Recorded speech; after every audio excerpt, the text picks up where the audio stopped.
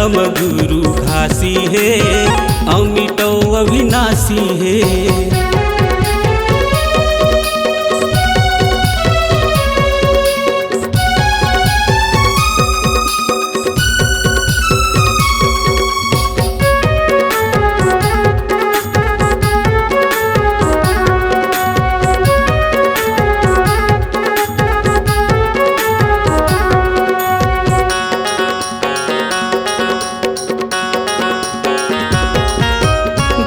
घासी के जग में भारी महिमा यानी बानी है।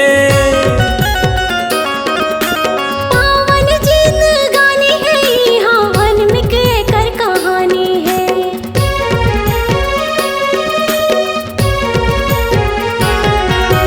गुरु घासी के जग में भारी महिमा यानी बानी है।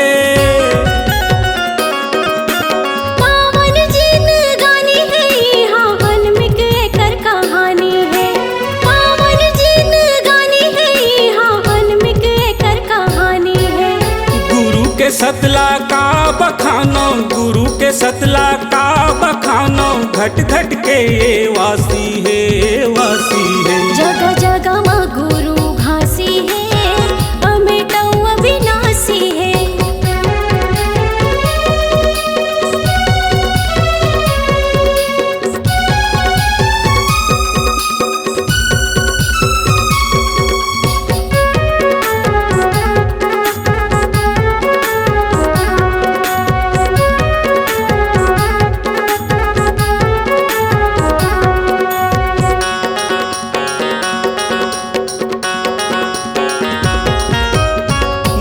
मन के एक बरोबर अमृत एक बानी है। सादा है जीवन जोड़ा है खंभा, सादा के झंडा निशानी है।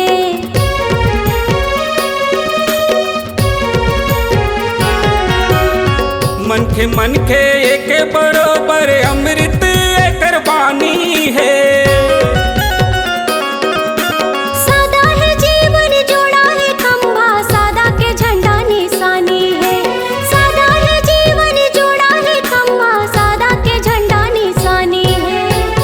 सूरज मन घालो कैथे, चंदा सूरज मन घालो कैथे, दुनिया ये कर दासी है, दासी है। जम्मू जगह में गुरु घासी है, अमिटो अविनाशी है।